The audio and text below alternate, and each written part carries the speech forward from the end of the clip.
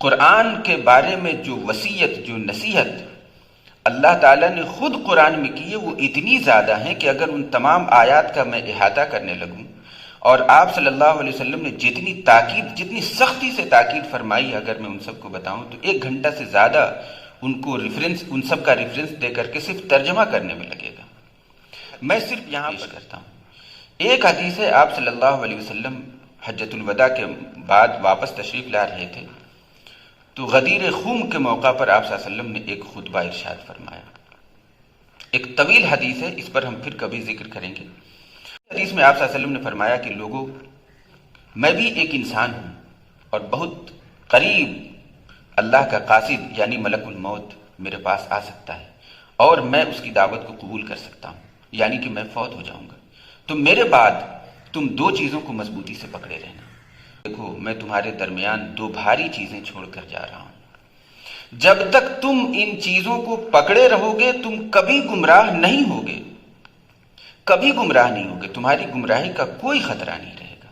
پھر آپ صلی اللہ علیہ وسلم نے فرمایا، اللہ کی کتاب، اللہ کی کتاب، اللہ کی کتاب، اللہ کی کتاب اللہ کی رسی ہے، اس کو مضبوطی سے پکڑو، اس کو دانتوں سے پکڑ لو، چھوٹنے نہ پائے۔ راوی کہتے ہیں کہ آپ صلی اللہ علیہ وسلم نے اللہ کی کتاب پر اتنا زور دیا، اتنا زور دیا کہ آپ صلی اللہ علیہ وسلم بس کہتے ہی رہ گئے اللہ کی کتاب، کہ اس میں نور ہے، اس میں ہدایت ہے، اس میں سب روشنی ہے، اس کو پکڑنا، اس کو نہ چھوڑنا، گمراہ ہو جاؤ گے۔ اور دوسری بات آپ صلی اللہ علیہ وسلم نے فرمائی کہ میرے اہل بیت، میرے گھر والے، میں تم کو اللہ سے ڈراتا ہوں کہ میرے گھر والوں کے ساتھ اچھا سلوک کرنا۔ یہ بات آپ صلی اللہ علیہ وسلم نے 3 بار فرمائی کہ میرے اہل بیت کے بارے میں تم کو اللہ سے ڈراتا ہوں، میرے گھر والوں کے بارے میں تم کو اللہ سے ڈراتا ہوں۔ کہ راوی کہتے ہیں کہ حضور نے حضرت علی کو بلایا اور پھر کہا کہ کھڑے ہو، ہاتھ پکڑا اور ہاتھ پکڑ کر لوگوں کا سامنا کراتے ہوئے کہا، اے لوگوں، الستُ اولا بالمؤمنین من انفسہم، کیا تمام اہل ایمان کی ولایت مجھے حاصل نہیں، ان کی جانوں سے زیادہ میں ان کا ذمہ دار نہیں؟ قالوا بلا یا رسول اللہ۔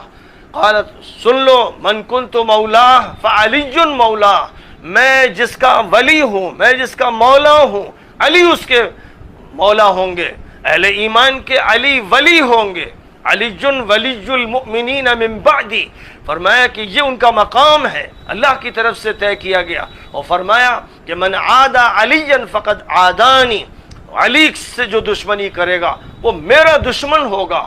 اور یہ فرمایا تھا اللہم والی من والاہ وعادی من عاداہ، اے اللہ جو ان کے ساتھ تعلق رکھے، محبت رکھے، ان کو اپنا ولی مانے، اے اللہ تو اس کا ولی بن جا، اور جو ان سے دشمنی کرے، اے اللہ تو اس کا دشمن بن جا۔ کتنا المیہ ہے، کتنی بھیانک بات ہے، کتنا رونے کا مقام ہے۔ آپ صلی اللہ علیہ وسلم نے جتنی شدت سے اور جتنی سختی سے جن 2 باتوں کی تاکید فرمائی، امت بالکل الٹ چلی، نہ قرآن کو پکڑا اور نہ اہل بیت کو زندہ چھوڑا، ایک ایک کر کے سب کو مٹا دیا۔ سب حضرت علی کے ساتھ، حضرت حسن کے ساتھ، حضرت حسین کے ساتھ، سارے جو سب کے ساتھ جو برا انجام کیا امت نے، اللہ تعالی حفاظت فرمائے۔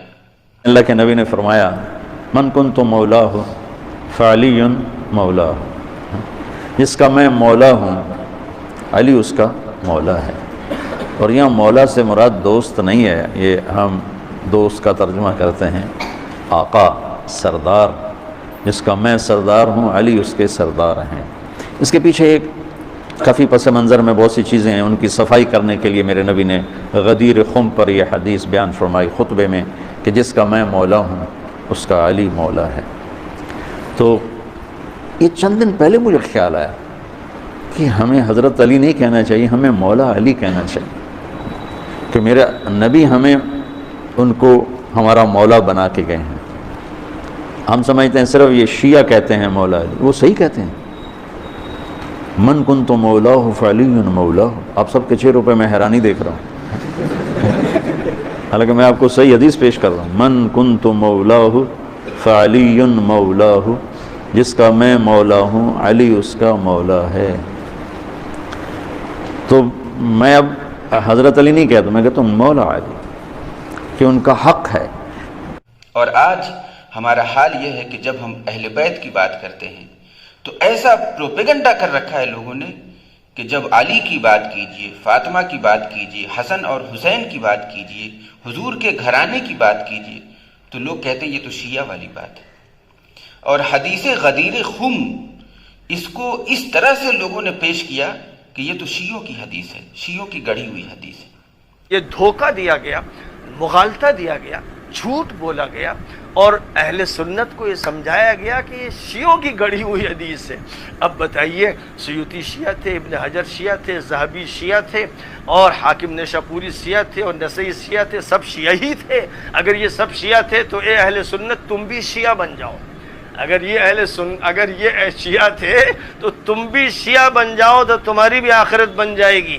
اس لیے کہ یہ محدثین اگر فیصلہ کر دیں کسی حدیث کے بارے میں تو اس کے بعد ادھر ادھر کی باتیں کرنے والا کوئی مریض، دل کا بیمار، کینسر زدہ ہی ہو سکتا ہے۔ تمام ائمہ کرام جو محدثین بڑے بڑے ہیں، سب کی کتابوں میں اور اتنے تواتر کے ساتھ یہ حدیث محفوظ ہے کہ اس کا انکار نہیں کیا جا سکتا۔ اس لیول کی بہت ہی کم حدیثیں ہیں، لیکن ہمارا حال دیکھیے۔ یہ وہ حدیث ہے جس کو متواتر کرنے والے علماء میں حاکم نیشاپوری ہیں، امام ذہبی نے التلخیص میں، حافظ ابن حجر نے المطالب العالیہ میں، امام حیثمی نے مجمع الزوائد میں، امام سیوطی نے الجامع الصغیر میں، امام شیخ البانی نے سلسلۃ الاحادیث الصحیحہ اور صحیح الجامع الصغیر میں اس کا تذکرہ کیا۔ حافظ ابن حجر نے کہا وَقَدْ صَحَّ أَنَّهُ صلی اللہ علیہ وسلم قال انی تارک فیکم ما ان تمسکتم به لن تضلوا کتاب اللہ وعطرتی۔ میں دو چیزیں تم میں چھوڑ کر جا رہا ہوں، اگر تم ان کو مضبوطی سے تھامے رہو گے تو گمراہ نہیں ہوگے۔